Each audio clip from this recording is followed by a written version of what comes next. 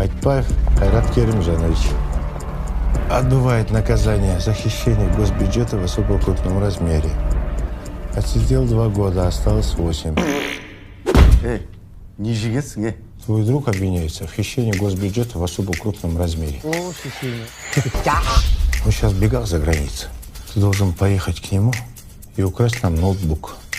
Хорпа, жалость бармайся.